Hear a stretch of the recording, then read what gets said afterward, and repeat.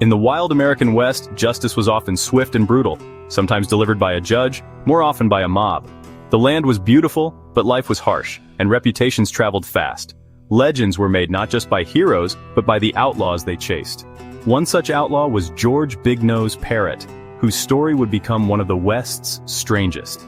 He wasn't the most notorious, but his fate was unforgettable. Parrott's journey from petty thief to a grim artifact of history reveals the frontier's thirst for retribution. In this world, justice could reach beyond the grave.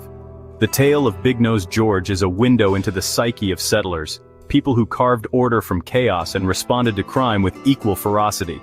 As the railroad brought change, Parrott's ambition set him on a collision course with the law. What followed would blur the line between justice and desecration.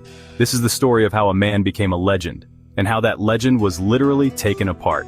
Welcome to the bizarre saga of Big Nose George.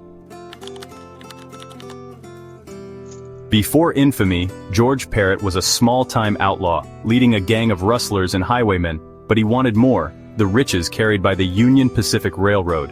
In 1878, Parrott's gang tried to derail a train near Medicine Bow, Wyoming, hoping for a big score. Their plan was simple: loosen a rail, wait for disaster, and grab the loot. But a sharp-eyed railroad worker spotted the tampering and stopped the train just in time. The gang's dreams of fortune vanished. They fled into the wilderness, now wanted men. The failed heist turned them from nuisances into high-priority targets. The railroad demanded justice, and a posse was quickly formed. Parrott and his men hid in Elk Mountain, but the law was closing in.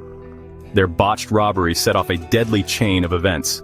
The West would soon demand blood for their crime.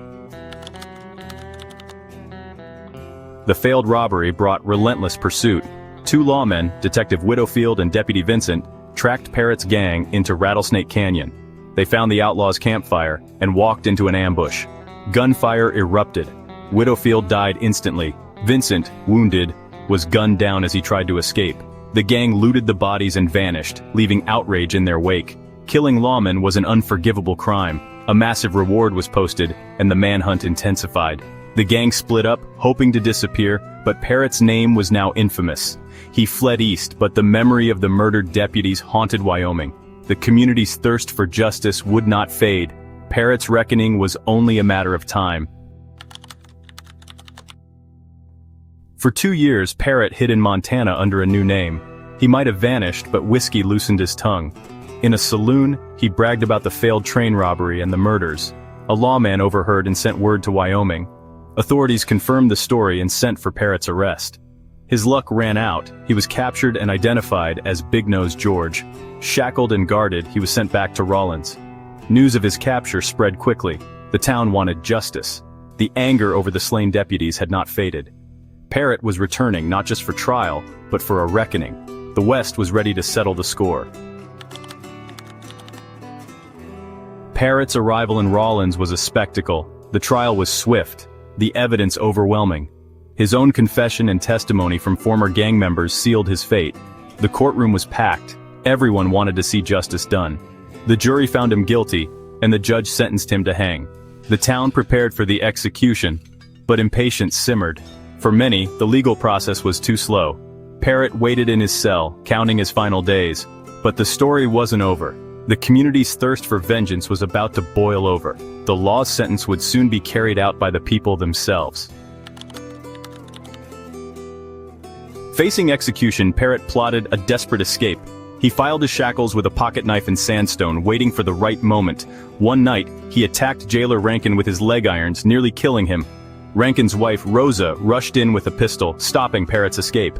He surrendered, beaten and out of options. News of the attack spread quickly, igniting the town's fury. The patience for legal justice snapped. Parrott had crossed every line. Now, the people wanted immediate retribution.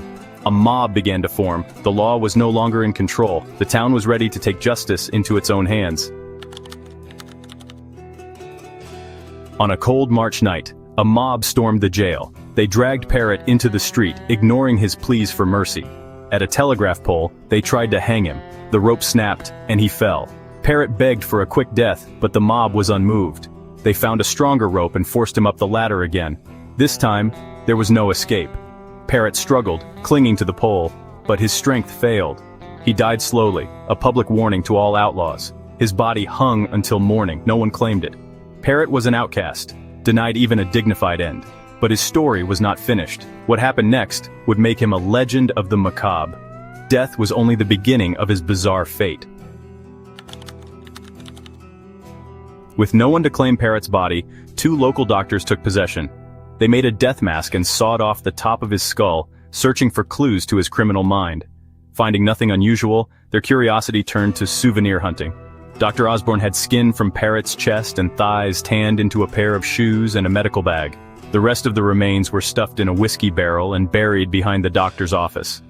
The top of Parrot's skull became a keepsake for a young assistant, Lillian Heath.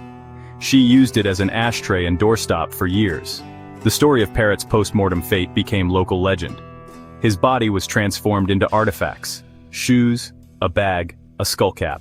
The ultimate humiliation and a strange kind of immortality. Parrot was no longer just an outlaw. He was a curiosity. His remains would outlive his crimes. The legend of Big-Nosed George was just beginning. Dr. Osborne's career flourished. He even wore the shoes made from Parrot's skin at his inauguration as Wyoming's governor. For decades, the story of the outlaw-turned-artifact was whispered in Rawlins. In 1950, construction workers unearthed the whiskey barrel of bones. Dr. Lillian Heath, now elderly, matched her skullcap to the remains, confirming they were Parrot's. Today, Parrot's shoes, skull, and death mask are displayed in museums. His story is a tangible link to the violent, strange past of the West. The skullcap is held by the Union Pacific Museum, a reminder of the railroad's role in his tale. Parrot's remains are more famous than he ever was alive. His story endures as a bizarre footnote in Western history.